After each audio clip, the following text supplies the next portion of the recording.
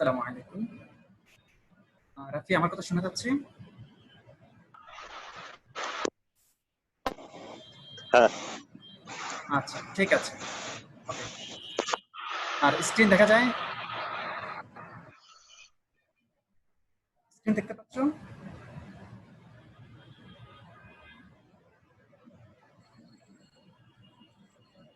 Rafi, screen দেখতে পাচ্ছ? Slide দেখতে পাচ্ছ?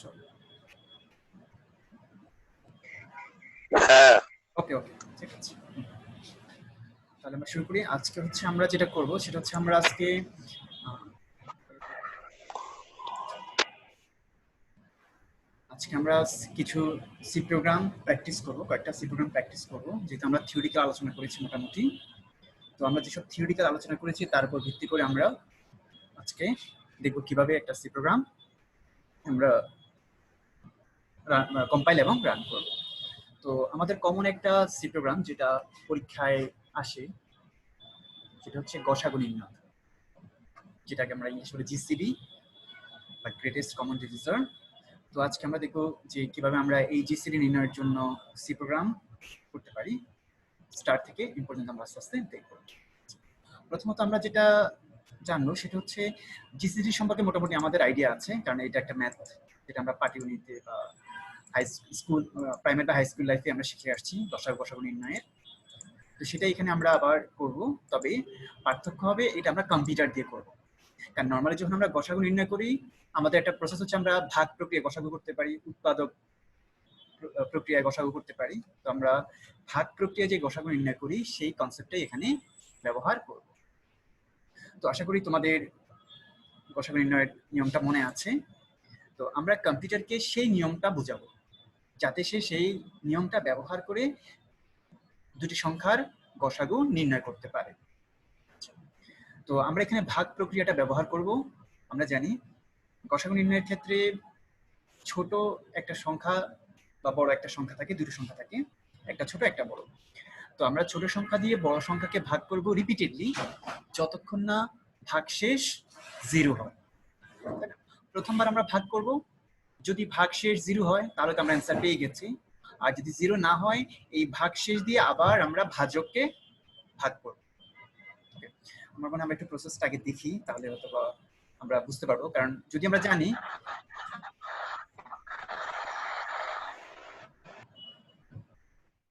প্রসেসটা আমরা জানি, সেটাই আমরা আবার একটু দেখে আসি, তাহলে আমাদের বুঝতে সুবিধা হবে প্রোগ্রামটা। তো দুটো সংখ্যা, একটা ধরো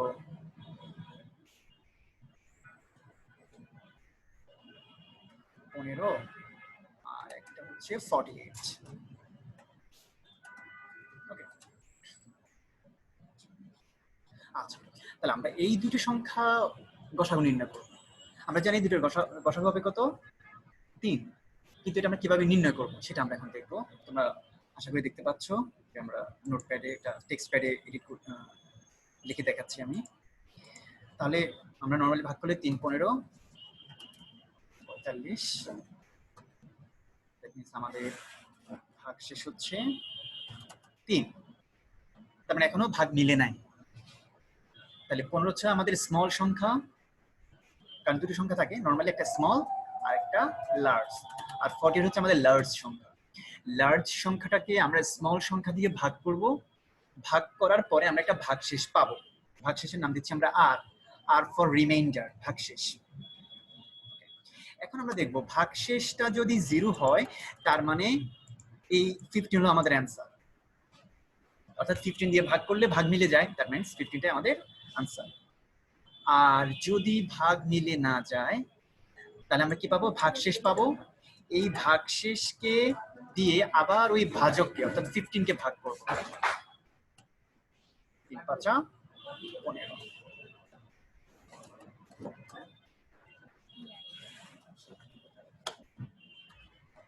এবার ভাগশেষ 0। তাহলে দেখো, দ্বিতীয় চেষ্টায় আমরা ভাগটা মিলে গেল, অর্থাৎ ভাগশেষ 0। তাহলে প্রথমবার আমরা চেষ্টা করেছি কিন্তু ভাগশেষ 0 হয় না। তাহলে যে ভাগশেষ থাকবে সেটা দিয়েই আবার ভাজককে, অর্থাৎ যেটা স্মল সংখ্যা ধরেছি আমরা, ভাজক ভাজ্য, ভাজককে ভাগ করব, যদি মিলে ওকে, না মিলে একই কাজ আবার করতে থাকবো আমরা। তো এখন দেখো তাহলে আমাদের অ্যান্সার কোনটা। প্রথম স্টেপে যে রিমাইন্ডার ছিল প্রথম স্টেপে, সেটা হয়ে গেছে স্মল, যেটাকে আমরা কোথায় নিয়ে গেছি, স্মলে।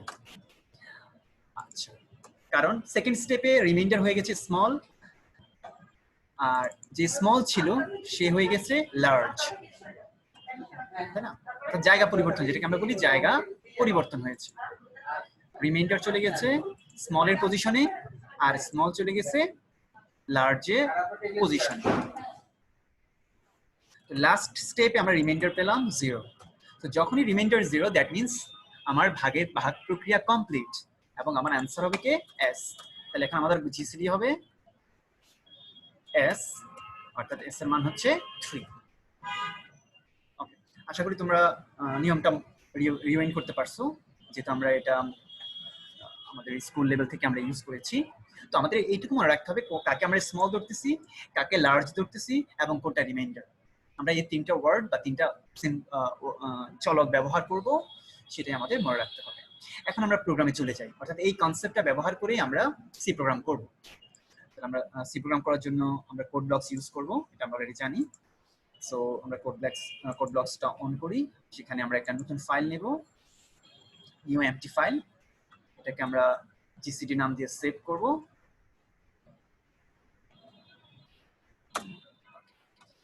বড় করে দিই। এখন হচ্ছে আমরা থিওরি লেকচার যখন দিয়েছিলাম তখন বলে দিয়েছি বারবার, প্রত্যেকটা সি প্রোগ্রামের স্ট্রাকচার সেম থাকবে, স্ট্রাকচারে কোনো পরিবর্তন থাকবে না। তো এখানেও কোনো স্ট্রাকচারাল পরিবর্তন আসবে না, যেটা আমরা বলতে পারি সি প্রোগ্রামের মৌলিক যে গঠন প্রোগ্রামের, হ্যাঁ, হ্যাশ ইনক্লুড stdio.h থাকবে, ইন্ট মেইন ফাংশন শুরু হবে, মেইন ফাংশন শেষ হবে, লাস্টে রিটার্ন 0। এটা হচ্ছে সি প্রোগ্রাম একবার মৌলিক স্ট্রাকচার, প্রত্যেকটা সি প্রোগ্রামে থাকবে।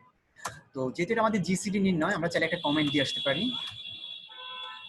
কমেন্ট বা মন্তব্য যেটা আমরা করে থাকি, জিসিডি ক্যালকুলেটিং জিসিডি, তাই না, ক্যালকুলেটিং জিসিডি অফ 2 নাম্বারস, দুটি সংখ্যার জিসিডি। আমরা চাইলে লিখতে পারি where s is the small number, l is the large number, r is the remainder, অর্থাৎ আমরা যেগুলো মাথায় আছে সেগুলো চাইলে এখানে লিখে দিতে পারি। তো আমরা এখানে তিনটা চলক ব্যবহার করব, int small number, l large number, and r remainder। দুটি সংখ্যা আমরা ইনপুট দেব, একটা স্মল একটা লার্জ। দ্যাটস আমরা একটা মেসেজ দেব, printf enter the value of s and l where s less than l। Instruction, এই দুটো সংখ্যা আমরা ইনপুট দিব, s R l for small, l for large, আর যেখানে s এর মান হবে l এর চেয়ে ছোট। তাহলে এটা আমরা ইনস্ট্রাকশন দিলাম। এরপর আমরা ইনপুট দেব, ইনপুট নেওয়ার জন্য আমরা ইউজ করব scanf। scanf হচ্ছে, যেহেতু আমরা ইন্টিজার চলক ব্যবহার করতেছি, দ্যাটস ওয়াই %d দুইবার, কারণ আমরা দুটো ইনপুট নেব, একটা হলো and of s, একটা হবে and of l। তাহলে আমাদের ইনপুট পার্ট হয়ে গেল। প্রথমে আমরা চলক ঘোষণা করলাম, ইনপুট নিলাম। ওকে, আমাদের ইনপুট রেডি, এটা স্মল নাম্বার, এটা লার্জ নাম্বার। এখন হচ্ছে আমরা জিসিডি প্রসেস শুরু করব। ওকে, তো জিসিডি প্রসেস শুরু করার জন্য যেহেতু একই কাজ বারবার করতে হয়, এখানে আমাদের লুপ ইউজ করতে হবে। গসাগুতে যেহেতু আমাদের একই কাজ বারবার করতে হয়, দ্যাটস ওয়াই আমাদের কি ইউজ করতে হবে, লুপ। লুপের ক্ষেত্রে আমরা তিন ধরনের লুপ জেনে থাকি, ফর, হোয়াইল, ডু হোয়াইল। তো জিসিডি নির্ণয়ের ক্ষেত্রে আমরা যে কোনো লুপ ব্যবহার করতে পারি, বেশি যে প্রিফারেবল সেটা হচ্ছে হোয়াইল অর ডু হোয়াইল, দুটোই আমরা ব্যবহার করতে পারি।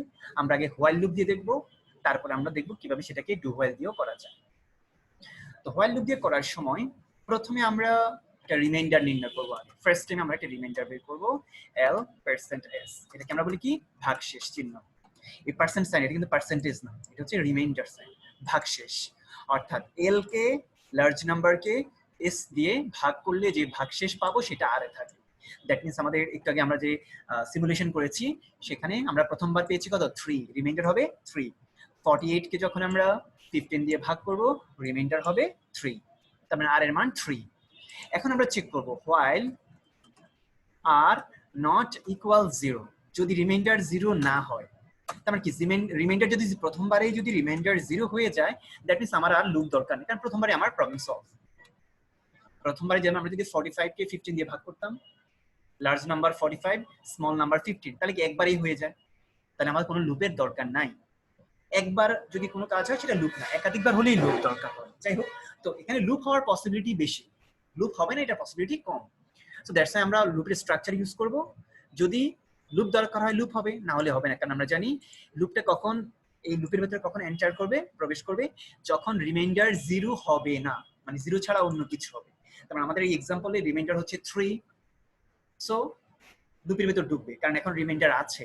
রিমাইন্ডার যদি 0 না হয় তার মানে কি 0 ছাড়া অন্য কিছু, আর যদি ইকুয়াল দিতাম তার মানে কি যদি 0 হয়। আমরা তো চাচ্ছি যদি 0 হয় তাহলে লুপ দরকার নাই, যদি 0 না হয় তাহলে আমাদের লুপ দরকার। তখন আমরা কি করব, আমরা লুপের ভেতরে আবার ভাগ প্রক্রিয়া কাজটা করব, সেম কাজ, কিন্তু সে কাজ করার আগে আমরা কি করেছি, আমাদের রিমাইন্ডার স্মল চলে যাবে রিমাইন্ডারে, আর লার্জ চলে যাবে স্মলে, তাই না, আমরা জায়গা পরিবর্তন হবে। সেকেন্ড টাইম যখন আমরা ভাগ করব তখন জায়গা পরিবর্তন হচ্ছে, স্মল হয়ে স্মল সংখ্যাটাকে, মানে আগের ধাপের ভাজক, আগের ধাপের ভাজক মানে স্মল সংখ্যা, সেটাকে আমরা রিমাইন্ডার দিয়ে ভাগ করব। সো দ্যাটস আমরা জায়গা পরিবর্তন করে নিলাম, সরি এস এ চলে যাবে, আর ভুল করে লিখেছি আমি, ঠিক করে দিচ্ছি, লার্জ স্মল হয়ে যাবে লার্জ, অর্থাৎ এল এ যাবে এস।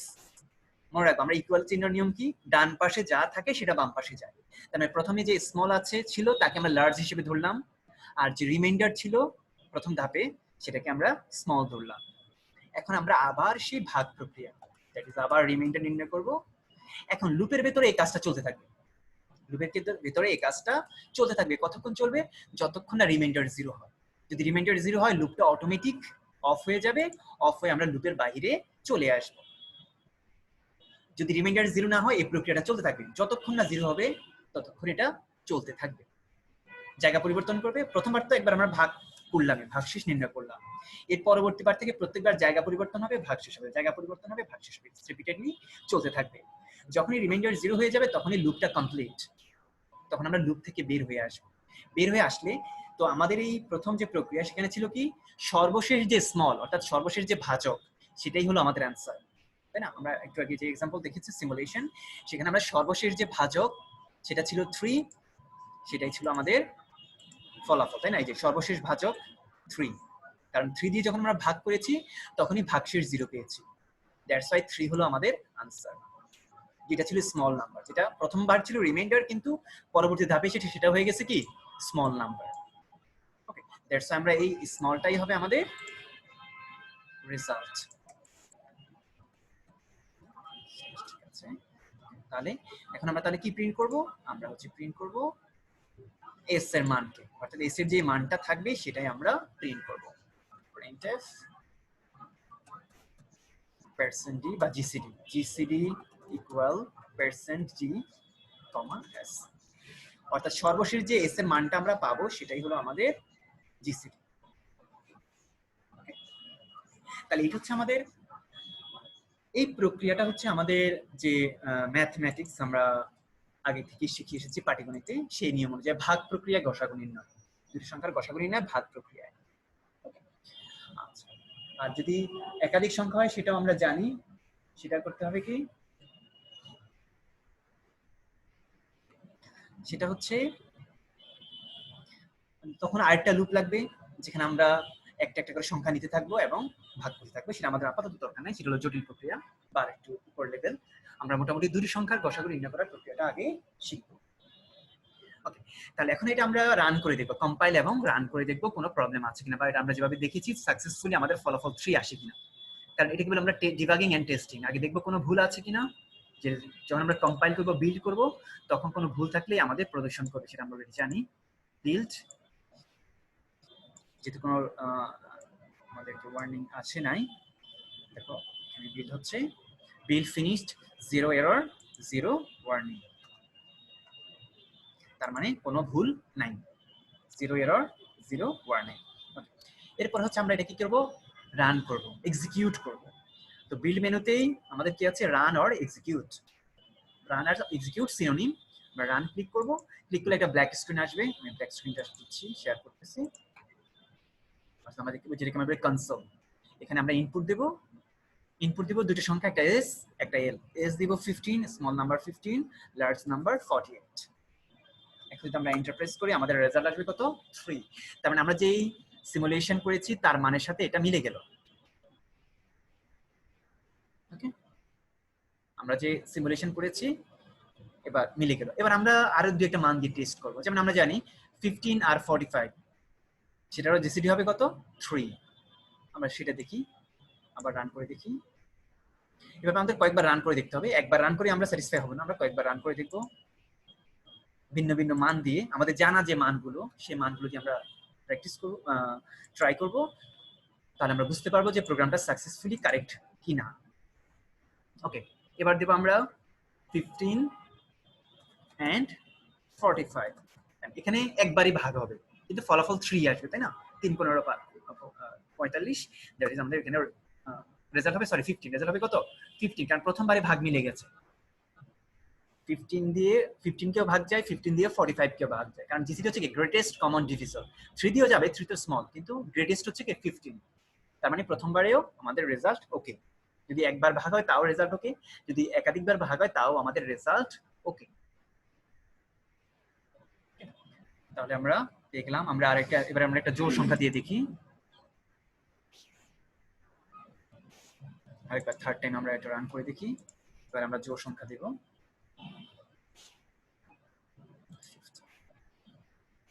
এবার আমরা একটা ডিফারেন্ট টাইপস নাম্বার দেব, সে 10,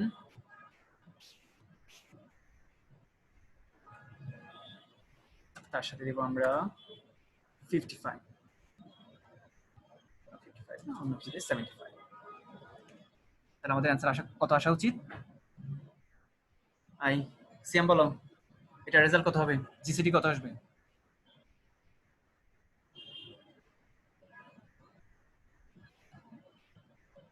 বলতে পারি না। বলতেছি এটা জিসিডি কত আসবে? 10 এবং 75 এর গসাগু কত হবে? গসাগু তো 5 and 5। 5, হ্যাঁ গুড, 5। আচ্ছা, তাহলে আমরা যদি এন্টার দিই তাহলে আমাদের অ্যান্সার 5 আসা উচিত। যদি 5 আসে তাহলে বুঝবো আমাদের প্রোগ্রাম ওকে। দ্যাট মিন্স আমাদের প্রোগ্রাম আমরা যেভাবে চিন্তা করতেছি, আমাদের কম্পিউটার ওইভাবেই কাজ করতেছে, তাই না? আমরা 3টা মান দিয়ে চেক করলাম, 3টাই ওকে। সো দ্যাট মিন্স আমরা বলতে পারি আমাদের প্রোগ্রামটা সাকসেসফুলি, ডিবাগিং তো কোনো প্রবলেম আমরা পাই নাই ডিবাগ করার সময়। এখন টেস্ট করলাম, টেস্টে আমরা কোনো প্রবলেম পাই নাই। দ্যাট মিন্স আমাদের প্রোগ্রামটা আমরা সাকসেসফুলি কমপ্লিট হলো। এখন যেটা আমরা দেখবো সেটা হচ্ছে একটা প্রোগ্রামকে, যেটা আমাদের সৃজনশীল পদ্ধতির ইস্যু, সেটা হচ্ছে ধরো এটাই দেওয়া আছে, উদ্দীপক দেওয়া থাকতেই পারে, যেটা হচ্ছে গসাগুর একটা প্রোগ্রাম, যে কোন একটা স্টুডেন্টের কথা বলো যে ও একটা জিসিডি প্রোগ্রাম করলো। এখন টিচার তাকে বললো যে এই প্রোগ্রামটাই তুমি ডু হোয়াইল লুপ দিয়ে বাস্তবায়ন করো। তার মানে কি, আমরা জানি, আমরা আগেই বলেছি 3টা লুপ আছে আমাদের, প্রত্যেকটা লুপ দিয়ে আমরা যে কোনো কাজ করতে পারি। অর্থাৎ একটা কাজ আমরা 3টা লুপ দিয়েই করতে পারি, শুধু একটু স্ট্রাকচারাল একটু পার্থক্য থাকবে, প্রেজেন্টেশন একটু পার্থক্য থাকবে, বাট বাকি সবই ঠিক থাকবে, লেখা সবই ঠিক থাকবে। শুধু যে লুপগুলার যে স্ট্রাকচার, সেই স্ট্রাকচারে একটু পরিবর্তন হবে, অর্থাৎ লাইনগুলো আগ পিছ হবে, তাছাড়া সব ঠিক থাকবে। তাহলে এটা আমরা হোয়াইল দিয়ে করলাম, এখন এটাই আমরা কি করব, ডু হোয়াইল দিয়ে করব। তাহলে আমরা এখন দেখবো যদি আমরা এটা ডু হোয়াইল দিয়ে করতে চাই কি পরিবর্তন আসে। কারণ যেহেতু আমাদের সৃজনশীল এটা 4 মার্কসের থাকবে, পরিবর্তন কিন্তু অল্প, 1-2 লাইনের পরিবর্তন, কিন্তু ওটা বোঝাটা হচ্ছে ইম্পর্টেন্ট। আবার ডু হোয়াইল দিয়েও প্রোগ্রাম আসতে পারে, দিয়ে বলবে এটাকে হোয়াইলে রূপান্তর করো বা ফর এ রূপান্তর করো। তবে এই ধরনের প্রোগ্রামগুলো যেখানে কাউন্টার থাকে না, এখানে কিন্তু কোনো কাউন্টার ভেরিয়েবল নাই, যদি কাউন্টার ভেরিয়েবল থাকে সেখানে ফর লুপটা হচ্ছে ভালো, কিন্তু সেখানে আমরা হোয়াইল ইউজ করতে পারি, ডু হোয়াইল ইউজ করতে পারি। আর যদি কাউন্টার ভেরিয়েবল না থাকে তাহলে তার জন্য সবচেয়ে সুইটেবল হচ্ছে হোয়াইল। আর ডু হোয়াইল কখন সুইটেবল? যখন কমপক্ষে একবার কাজটা করতে হবে, যেমন জিসিডি নির্ণয়ের ক্ষেত্রে কমপক্ষে একবার ভাগ করতেই হবে, তাই না? কমপক্ষে সর্বনিম্ন একবার ভাগ করতেই হবে, সর্বনিম্ন একবার ভাগ করতে হবে। দ্যাটস ওয়াই এই প্রোগ্রামের জন্য, এই জিসিডির জন্য সুইটেবল হচ্ছে ডু হোয়াইল, বাট এটা আমরা হোয়াইল দিয়েও করতে পারি, ফর দিয়েও করতে পারি। ওকে, তাহলে আমরা এখন দেখবো যে এটা যদি আমরা ডু হোয়াইল দিয়ে করি কি পরিবর্তন আসে। তাহলে এটাকে আমরা কপি করে নিই, কারণ আমাদের তেমন বেশি পরিবর্তন হবে না, যেহেতু কপি করলাম। কপি করে আমরা একটা নতুন ফাইল নিই, সেটাকে আমরা জিসিডি। এখন এখানে আমরা যেটা চাইছি সেটা কি চাইছি, আমরা এখানে এই হোয়াইলের পরিবর্তে আমরা ডু হোয়াইল ইউজ করব। তাহলে আমরা জানি নরমালি হোয়াইল এবং ডু হোয়াইলের কি পার্থক্য। ডু হোয়াইলের মানে হচ্ছে প্রথমে লেখা আসবে ডু, সরি হোয়াইলটা নিচে চলে যাবে, হোয়াইল চলে যাবে নিচে, নরমালি যে পরিবর্তন স্ট্রাকচারাল, হোয়াইলের জায়গায় আসবে ডু আর হোয়াইল চলে যাবে নিচে। এটা হচ্ছে মূল পার্থক্য ডু হোয়াইলের। তো এখন আর কি পার্থক্য পরিবর্তন আসবে, যেহেতু ডু লুপ আগেই বডি এক্সিকিউট হয়, ডু লুপে কিন্তু আগেই কি হয়, বডি এক্সিকিউট হয়। সে প্রথমে একবার কাজটা করবে, করেই চেক করবে, তাহলে আমাকে এইভাবে দুইবার রিমাইন্ডার করার দরকার নেই, রিমাইন্ডারটা দুইবার দরকার নাই।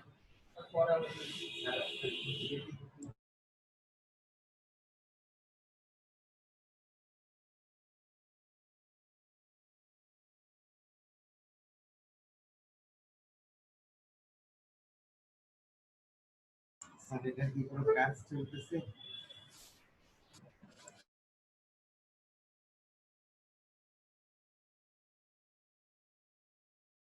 আচ্ছা, তাহলে আমরা যেটা বললাম সেটা হচ্ছে, খেয়াল করো আবার যেটা আমি বুঝতে চাচ্ছি, হোয়াইলের ক্ষেত্রে প্রথমে কন্ডিশন চেক, তার মানে কি প্রথমবার আমার রিমাইন্ডার লাগবে, দ্যাটস ওয়াই আমরা আগে রিমাইন্ডার নির্ণয় করে নিলাম, কারণ যেহেতু প্রথমে আমরা এন্ট্রি কন্ট্রোল লুপ প্রবেশ করার সময় আমাকে চেক করতে হবে, দ্যাটস ওয়াই।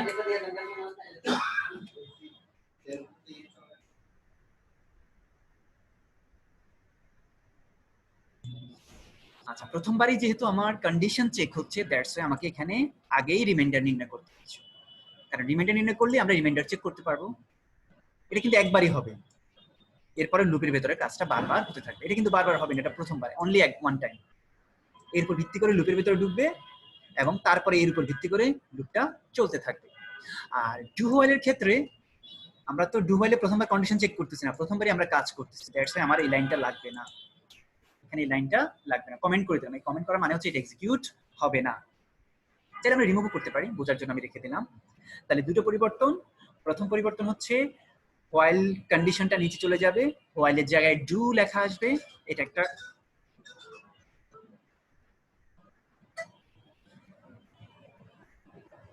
আর সেকেন্ড পরিবর্তন হলো এই লাইনটা আর আমাদের লাগবে না যদি হোয়াইল থেকে আমরা ডু হোয়াইলে রূপান্তর করি, কারণ ডু এর ভেতরে প্রথমেই কিন্তু আমরা রিমাইন্ডার নির্ণয় করতেছি। সো তাহলে রিমাইন্ডার দুইবার হয়ে যাবে, যদি আমরা এভাবে লিখি রিমাইন্ডার কবার হয়ে যাবে, দুইবার। দ্যাটস ওয়াই প্রথম রিমাইন্ডার নির্ণয়টা আমাদের লাগবে না, কারণ যখনই আমরা লুপের ভিতরে ঢুকতেছি আগেই আমরা রিমাইন্ডার নির্ণয় করতেছি, পরবর্তীতে আমরা কন্ডিশন চেক করতেছি। কারণ ডু হোয়াইলের সুবিধা এটা, সে আগে কাজটা করবে পরে কন্ডিশন চেক করবে, আর হোয়াইলের নিয়ম হচ্ছে আগে সে কন্ডিশন চেক করবে পরে কাজ করবে, কারণ ডু হোয়াইলকে বলা হয় এক্সিট কন্ট্রোল, আগে সে ভিতরে প্রবেশ করবে তারপরে হচ্ছে সে বের হওয়ার সময় কন্ডিশন চেক করবে। তাহলে প্রথমে আমরা রিমাইন্ডার নির্ণয় করলাম, রিমাইন্ডার নির্ণয় করার পরে সেম রুলস আগের মতোই, রিমাইন্ডার জিরো কিনা আমরা জানি না, রিমাইন্ডার জিরো হোক বা না হোক আমরা কি করছি, আগে জায়গা পরিবর্তন করে নিচ্ছি। এরপর যদি রিমাইন্ডার জিরো হয় আমরা বের হয়ে যাচ্ছি, আর যদি রিমাইন্ডার জিরো না হয় তাহলে আমরা কি করতেছি, আবার লুপের মধ্যে চলতেছে। তো এখানে একটু পরিবর্তন, সেকেন্ড পরিবর্তন যেটা, আগে হোয়াইলের ক্ষেত্রে দেখো এস এ যখন মান বসলো, রিমাইন্ডারটা যখন এস এ গেল, এরপরে কিন্তু আর কোনো পরিবর্তন হয় নাই, দ্যাটস ওয়াই, কারণ আমাদের রিমাইন্ডারটা সর্বশেষ রিমাইন্ডারটা মানে আগের যে স্মলটা দিয়ে আমরা ভাগ করেছি, ভাজক, সর্বশেষ যে ভাজক সেটার কোনো জায়গা পরিবর্তন হয় না, বের হওয়ার সময়, লুপ থেকে বের হওয়ার সময় সর্বশেষ যে ভাজক সে জায়গা পরিবর্তন করে নাই, দ্যাটস ওয়াই আমরা কি করেছি, সেটাকেই প্রদর্শন করেছি। কিন্তু ডু হোয়াইলের ক্ষেত্রে দেখো সর্বশেষ যে ভাজক সে কিন্তু জায়গা পরিবর্তন করে ফেলেছে বের হওয়ার সময়, বের হওয়ার আগে, লুপ থেকে বের হওয়ার আগে সে জায়গা পরিবর্তন করে কোথায় চলে গেছে, এল এর মধ্যে চলে গেছে, কারণ এস এর মধ্যে কে চলে আসছে, রিমাইন্ডার, সর্বশেষ যে রিমাইন্ডার। এখন সর্বশেষ যদি রিমাইন্ডার জিরো হয় তাহলে এস এর মধ্যে কে থাকবে, জিরো থাকবে, তাহলে জিরো তো আর আমাদের অ্যান্সার হবে না, আমাদের অ্যান্সার হবে কি এস। তাহলে এসটা কোথায় সরাই ফেলছি আমরা, আগেই বের হওয়ার আগে, লুপ থেকে বের হওয়ার আগে এসটাকে আমরা এলে নিয়ে গেছি। দ্যাটস ওয়াই ডু হোয়াইলের ক্ষেত্রে এই এস প্রদর্শন না করে আমরা প্রদর্শন করব কি, এল। এটাই হলো আরেকটা পরিবর্তন, এখানে এস পরিবর্তন প্রদর্শন না হয় কি পরিবর্তন হবে, প্রদর্শন হবে এল। তাহলে কয়টা পরিবর্তন পেলাম আমরা, দেখেন দেখো আবার, আগে আমরা ডু হোয়াইলটা মাথায় রাখি, ডু হোয়াইলে প্রথমে আমরা রিমাইন্ডার নির্ণয় করব, হোয়াইল এর মধ্যে কন্ডিশন চেক করব, যদি 0 না হয় জায়গা পরিবর্তন হবে, রিমাইন্ডার আবার নির্ণয় হবে। যদি রিমাইন্ডার 0 হয় তাহলে তো সে বের হয়ে যাবে, লুপে আর ফেরত যাবে না। রিমাইন্ডার 0 না হলে সে লুপে আবার চলে থাকবে। তো এখানে আমাদের এস কিন্তু ঠিক থাকতেছে, কারণ এস এর মানের উপর ভিত্তি করে কিন্তু রিমাইন্ডার আমরা নির্ণয় করেছি। রিমাইন্ডার নির্ণয়ের পরে এস পরিবর্তন হয় নাই, মূল কথা হচ্ছে এটা। রিমাইন্ডার ভাগশেষ নির্ণয়ের পরে ভাজক পরিবর্তন হয় নাই, দ্যাটস ওয়াই ভাজক ঠিক থাকতেছে। আর এখানে রিমাইন্ডার নির্ণয় করার পরে ভাজক পরিবর্তন হয়ে যাচ্ছে। ভাজক কোথায় চলে যাচ্ছে? ভাজ্যের মধ্যে চলে যাচ্ছে, দ্যাটস ওয়াই আমরা এখানে এল প্রদর্শন করছি। এটা হলো মূল কথা। কারণ এটা একটু প্রবলেম হয় যখন আমরা এই হোয়াইল এবং ডু হোয়াইলের রূপান্তর করতে যাই, কারণ ওই যে এন্ট্রি কন্ট্রোল এক্সিট কন্ট্রোল এই কথাটার কারণে একটু পার্থক্য। বাকি সব দেখো লাইন মোটামুটি ঠিক আছে, লাইন সবগুলোই ঠিক থাকবে, কিন্তু প্রেজেন্টেশনটা একটু ডিফারেন্ট। কারণ এখানেও রিমাইন্ডার নির্ণয় করতে হবে, জায়গা পরিবর্তন হবে, রিমাইন্ডার চেক করতে হবে, যদি রিমাইন্ডার 0 হয় বের হয়ে যাব, রিমাইন্ডার 0 না হলে লুপ চলতে থাকবে। আগেও আমরা এই কথাই বলছি, শুধু প্রেজেন্টেশনটা একটু ডিফারেন্ট। ওকে, তো আমরা যেটা মনে রাখবো, নর্মাল জিসিডি অর্থাৎ যখন আমরা হোয়াইল ইউজ করব তখন আমরা এস কে প্রদর্শন করব, আর যখন ডু হোয়াইল ইউজ করব তখন আমরা এল কে প্রদর্শন করব। এল বলতে এখানে লার্জ না, এলটা হচ্ছে অ্যাকচুয়ালি স্মলটা লার্জে বসছে, কারণ যেহেতু জায়গা পরিবর্তন হয়ে গেছে, এসটা চলে গেছে কোথায়? এল এর মধ্যে। কারণ যখন রিমাইন্ডার 0 হচ্ছে তখনও কিন্তু সে জায়গা পরিবর্তন করে নিচ্ছে, রিমাইন্ডার যাই হোক সে কিন্তু আগে জায়গা পরিবর্তন করতেছে, রিমাইন্ডার নির্ণয়ের সাথে সাথে সে জায়গা পরিবর্তন করতেছে। আর এখানে রিমাইন্ডার 0 না হলে সে জায়গা পরিবর্তন করবে, তাই না? রিমাইন্ডার 0 না হলে জায়গা পরিবর্তন করবে, আর রিমাইন্ডার 0 হলে সে তো জায়গা পরিবর্তন ভিতরেই ঢুকবে না, সো জায়গা পরিবর্তনের কোনো অপশন আসতেছে না। আর কি করবে? আগে রিমাইন্ডার নির্ণয় করবে, তারপরে জায়গা পরিবর্তন করবে। আচ্ছা, এখন আমাকে কেউ একজন একটু ফিডব্যাক দাও যে আমি যতটুকু বললাম এটা ক্লিয়ার কিনা, বা অন্য কোনো ভাবে বলার দরকার আছে কিনা। স্যার পার্সেন্টেজ কে কি এনে ভাগশেষ? ভাগশেষ এই ক্ষেত্রে প্রোগ্রামিং এর ক্ষেত্রে পার্সেন্টেজ মানে এটাকে বলে মডিউলো ডিভিশন। ওকে, সি প্রোগ্রামের ক্ষেত্রে, এটা রিয়েল লাইফ না, রিয়েল লাইফ অ্যাকাউন্টিং বা ফিনান্সের ক্ষেত্রে পার্সেন্টেজ মানে শতকরা। আমরা যখন পাটিগণিত করেছি পার্সেন্টেজ মানে শতকরা, কিন্তু এখানে শতকরা না। এখানে এই সি প্রোগ্রামিং এর ক্ষেত্রে পার্সেন্ট সাইন দিয়ে বলা হয় মডিউলো ডিভিশন, বাংলা অর্থ হচ্ছে ভাগশেষ। অর্থাৎ যদি আমরা এভাবে দিই তাহলে কি পাবো? ভাগফল, তাই না? স্ল্যাশ দেওয়ার মানে কি? ভাগফল। এল কে এস দিয়ে ভাগ করে যে ভাগফল সেটা, কিন্তু এই পার্সেন্ট মানে হচ্ছে ভাগশেষ। পার্সেন্ট মানে হচ্ছে, এর মানে হচ্ছে প্রথমে এল কে এস দিয়ে ভাগ করব, যে ভাগশেষটা পাবো সেটা থাকবে আর, যেটাকে আমরা রিমাইন্ডার, অবশিষ্ট ভাগশেষ বা মডিউলো ডিভিশন। সো আমরা এটা মাথায় ক্লিয়ার থাকবো। সি প্রোগ্রামিং এর ক্ষেত্রে পার্সেন্ট সাইন দিয়ে আমরা বলি মডিউলো ডিভিশন, আর রিয়েল লাইফে পার্সেন্ট সাইন দিয়ে আমরা বুঝি কি? শতকরা, তাই না? আর কারো কোনো কোশ্চেন? কারণ এটা একটা ইম্পর্টেন্ট টপিক দুই দিক ক্ষেত্রে। একটা হচ্ছে একই প্রোগ্রাম আমরা দুটো লুপ দিয়ে করতেছি, সেকেন্ড হচ্ছে এটা আমাদের উচ্চতর দক্ষতা, সৃজনশীলে উচ্চতর দক্ষতার ক্ষেত্রে এটা ব্যবহৃত। অথবা তিন নাম্বার জন্য বলবে, 3 নাম্বারের জন্য বলবে যে রহিম হোয়াইল লুপ ইউজ করে সি প্রোগ্রাম করলো, আবার এবার তোমাকে 4 নাম্বার বললো যে রহিম যে সি প্রোগ্রাম করলো সেটাকে ডু হোয়াইল দিয়ে বাস্তবায়ন করো। তার মানে প্রথমে আমাকে হোয়াইল দিয়ে করতে হবে, তারপর 4 মাসের জন্য হোয়াইলটাকে ডু হোয়াইলে রূপান্তর করতে হবে। তো আমরা যেটা বলতে চাচ্ছি সেটা হচ্ছে আমাদের মেজর পার্ট হচ্ছে প্রসেসিং। প্রথম থেকে স্টার্ট ইনপুট কোনো পরিবর্তন নাই, পরিবর্তন কোথায়? প্রসেসিং। আউটপুটে মোটামুটি সেম স্টাইল, শুধু মেইনলি স্ট্রাকচারাল পরিবর্তন হচ্ছে আমাদের প্রসেস। দ্যাটস ওয়াই আমরা যদি এরকম দুই একটা এক্সাম্পল বুঝতে পারি তাহলে আমরা সহজেই আনসার করতে পারবো। এখন যদি বলো স্যার এটা ফর দিয়ে করেন, এটা ফর দিয়ে করা যাবে, আমরা এটা ফর দিয়ে করবো, কিন্তু ওটা তোমাদের জন্য একটা জটিল হবে, বাট আমি করে দিচ্ছি তোমাদের বোঝার জন্য যে এই প্রোগ্রামটা আমরা ফর লুপ দিয়েও করতে পারি। তখন টেকনিকটা কেমন হবে সেটা আমরা একটু দেখি। তাহলে এটাকে আমরা আবার কপি করি, কিন্তু ফর দিয়ে এই ধরনের প্রোগ্রাম যেটা কাউন্টার নাই, যে সব প্রোগ্রামে কাউন্টার ভেরিয়েবল থাকে না, সেটাগুলোকে আমরা ফর দিয়ে নরমালি করি না, আমরা করবো না। যদি আমাদের প্রোগ্রামে করতেই বলে, পরীক্ষায় আসছে যেটাকে ফর দিয়ে করো, তখন আমরা করতে বাধ্য, তখন আমরা কি করবো সেটা আমরা এখন দেখবো। তাহলে লাস্ট হচ্ছে আমরা এটা ফর লুপ দিয়ে করবো। তো আমরা জানি ফর লুপে একটা কাউন্টার ভেরিয়েবল লাগে, এখানে আমাদের কোনো কাউন্টার দরকার নাই। তাহলে কিভাবে লিখবো দেখো, ফর কাউন্টার নাই, দ্যাট মিন্স সেমিকোলন, কারণ আমাদের মনে আছে প্রথমে কাউন্টার, তো যেহেতু কাউন্টার নাই ফাঁকা, কাউন্টারের ঘর ফাঁকা, কন্ডিশন তো এখানে আছে, তাই না? কন্ডিশন কিন্তু আছে, কন্ডিশন কিন্তু এখানে অলরেডি আছে। বাস লাস্টে হলো ইনক্রিমেন্ট ডিক্রিমেন্ট, ইনক্রিমেন্ট ডিক্রিমেন্টও ফাঁকা, অর্থাৎ কাউন্টারের পার্ট ফাঁকা, ইনক্রিমেন্ট ডিক্রিমেন্ট ফাঁকা, কারণ এখানে ইনক্রিমেন্ট ডিক্রিমেন্টের কোনো ব্যাপার নাই, তাই না? তাহলে বাকি সব ঠিক আছে, বুঝতে পারছি? তো এটা হচ্ছে ফর লুপের একটা স্টাইল। নরমালি প্রথম ফর লুপে কিন্তু তিনটা পার্ট ঠিক রাখছি আমরা, এখানে একটা পার্ট, তাই না? এখানে একটা পার্ট যেটা আমাদের কাউন্টার হওয়ার কথা, এখানে একটা পার্ট, প্রথম সেমিকোলন দিয়ে একটা পার্ট, দ্বিতীয় সেমিকোলনের মধ্যে একটা পার্ট, আর এখানে আরেকটা পার্ট, পার্ট 3, তাই না? 3 নাম্বার অংশ। কিন্তু এখানে প্রথম অংশটাও নাই, সো দ্যাটস এখানে শুধু ফাঁকা থাকবে। তৃতীয় অংশটাও নাই, এখানে একটা ফাঁকা থাকবে, কোনো প্রবলেম নাই, এভাবে ফর লুপ লেখা যায়। আচ্ছা ওকে, এবার আমরা রান করে দেখি আসলে আমার কথা ঠিক আছে কিনা। আর ফর কিন্তু এন্ট্রি কন্ট্রোল, ফর আর হোয়াইল কিন্তু দুটোই এন্ট্রি কন্ট্রোল, এই জন্য দুটোর স্ট্রাকচার সেম, তাই না? ফরও এন্ট্রি কন্ট্রোল, হোয়াইলও কিন্তু এন্ট্রি কন্ট্রোল, এই জন্য এই এক্সাম্পলের ক্ষেত্রে দুটাতে পরিবর্তন নাই। এবার আমরা রান করে দেখবো যে আসলে আমি যে কথাটা বলেছি সেটা ওকে কিনা। আচ্ছা আগে আমরা কম্পাইল করি যে কোনো ধরনের এরর আছে কিনা। আমরা প্রথমে বিল্ড করব 0 এর 0 1, তার মানে লেখাতে কোনো ভুল নাই, ডিবাগিং এর কোনো প্রবলেম আমরা পাই নাই, কোনো এরর পাই নাই, সো আমাদের কোনো কারেকশনের দরকার নাই। এবার হচ্ছে আমরা এটাকে রান করব। রান করলে দেখো আমি শেয়ার দিচ্ছি, সেই আউটপুট স্ক্রিন আসলো। এখন আমরা সেই আগেরগুলো আবার চেক করব, যে প্রথমে আমরা কত দিয়েছিলাম 15 and 48, অ্যান্সার আসবে কত 3 আসছে, সেম অ্যান্সার। আবার আমরা অন্য নাম্বার দিয়ে চেক করি, তাহলে এইটা থেকে আমাদের ওকে। এবার আমরা আবার রান করি সেকেন্ড টাইম, এটা আমরা 2-3টা মান দিয়ে কমপক্ষে আমরা চেক করবো, কারণ সবসময় অনেক সময় প্রথমটা দিয়ে কাজ করে, সেকেন্ডটা দিয়ে কাজ নাও করতে পারে, যদি লজিক্যাল এরর থাকে।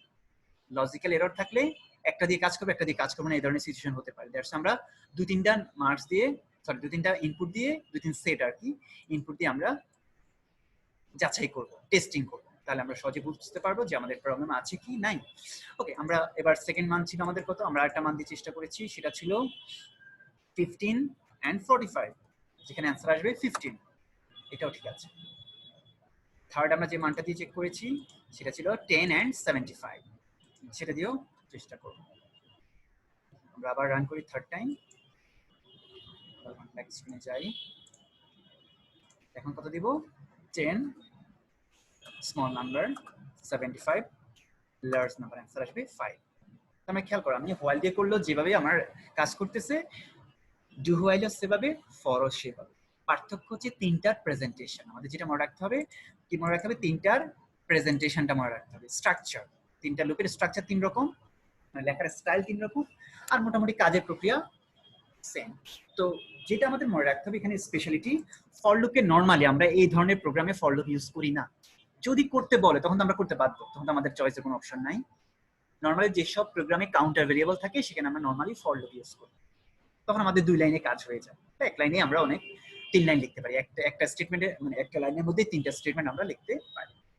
তাহলে আমরা নতুন কি টেকনিক শিখলাম, ফর এর ক্ষেত্রে কাউন্টার না থাকলে সেটা ফাঁকা থাকবে, কন্ডিশন থাকতে হবে, কন্ডিশন না থাকার কোনো অপশন নাই, যদি কন্ডিশন না থাকে তাহলে এটা ইনফাইনাইট, যদি ভাবে লিখি মানে কি এটা ইনফাইনাইট লুপ, এটা কোনোদিন শেষ হবে না, কারণ কোনো কন্ডিশন নাই, সবসময় এটা চলতে থাকবে, তখন এটাকে বলবো আমরা ইনফাইনাইট।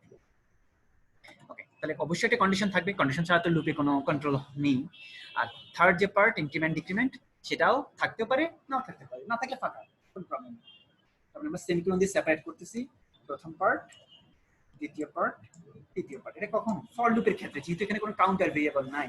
আর কাউন্টার ভেরিয়েবল থাকলে আমরা লিখতাম k = 1, তাই না, k less than n, k++, এটা আমরা লিখতাম, এভাবে লিখতাম। সো যেহেতু এখানে কাউন্টারে কোনো অপশন নাই, সো আমাদের এটা লেখার দরকার নাই। ওকে, বুঝতে পারছো? সিয়াম, সিয়ান না তোমার নাম? জি স্যার। না সায়ান, কোনটা? সিয়ান। সিয়ান, আচ্ছা সিয়ান। তাহলে মোটামুটি ক্লিয়ার এক্সাম্পলটা? জি স্যার। ওকে, আর কেউ কিছু বলবো? ইস্তিয়াক? না স্যার। ক্লিয়ার তো? জি স্যার। ওকে, আলহামদুলিল্লাহ। আশা করি আমরা বুঝতে পেরেছি। তো এই এক্সাম্পলটা এই জন্য আমরা প্রদর্শন করলাম, কারণ এই ধরনের প্রবলেমগুলো আমরা বেশি ফেস করব যখন আমরা সৃজনশীলে যাব। তখন ছোটখাটো প্রবলেমের চেয়ে এই ধরনের প্রবলেমগুলো বেশি আসে, কারণ এগুলোতে একটু বুদ্ধি খাটানো বা স্টুডেন্টের মেধা যাচাইয়ের একটা অপশন থাকে। কারণ নর্মাল যে প্রোগ্রামগুলো, যেমন সিরিজের জন্য একটা প্রোগ্রাম করো, বৃত্তের ক্ষেত্রফল নির্ণয় করো, এগুলো মোটামুটি খুব বেশি ক্রিটিক্যাল কোনো চেঞ্জ নাই, বুদ্ধিদীপ্ত কোনো চেঞ্জ নাই, নর্মাল চেঞ্জ। কিন্তু এখানে একটু, যেমন দেখো এই ধরনের স্ট্রাকচার নর্মালি আমরা শিখাই না। আজকে ফরের যে এক্সাম্পলটা দেখলাম, আমরা ইন্টার লেভেলে এটা নর্মালি শিখাই না, এটা আমরা শিখাই অনার্স লেভেলে, যারা সিএসসি পড়ে বা যারা গ্রাজুয়েশন লেভেলে, তাদেরকে আমরা এই ধরনের ইনফিনিট লুপ বা ফর দিয়ে কিভাবে আমরা সিচুয়েশন করবো। কিন্তু তোমাদের নর্মালিটা লাগে না, তারপরেও যেহেতু তোমরা সায়েন্স ব্যাকগ্রাউন্ড, তোমাদের থেকে একটু বেশি আমরা আশা করি, দেখো তোমাদেরকে এটাই বলে রাখলাম যে আমরা ফর লুপকে এভাবেও লিখতে পারি। তবে ফরের স্ট্যান্ডার্ড স্ট্রাকচার মনে রাখতে হবে, সেটা আবার পেঁচাবো না আমরা। ফরের যে লাইনটা, এই লাইনের মধ্যে 3টা স্টেটমেন্ট থাকে। কি বলেছিলাম আমরা? Initialisation, condition, increment, decrement.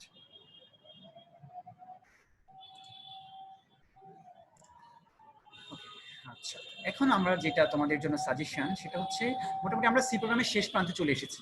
এখন আমরা প্র্যাকটিসই করব, কিন্তু প্র্যাকটিস করার আগে কয়েকটা জিনিস, কয়েকটা টপিকস বলবো আমরা। বেশ কয়েকটা টপিকস তোমাদের রিভিশন দিতে হবে বারবার, মানে ক্লিয়ার থাকতে হবে টপিকসগুলো, যাতে আমরা ফার্দার সি প্রোগ্রাম নিয়ে যখন শিখবো, কাজ করব, তখন এটা আমাদের জন্য আরো সহজ হয়ে যায়। দেখো, তো সি প্রোগ্রামের প্রথম যে থিওরিটিক্যাল পার্টটা আমরা বলি, সেটা হচ্ছে সি প্রোগ্রামের মৌলিক গঠন। সি প্রোগ্রামে কোন কোন অংশ থাকে, তাই না? এই অংশগুলো সম্পর্কে মোটামুটি আমাদের ধারণা থাকতে হবে।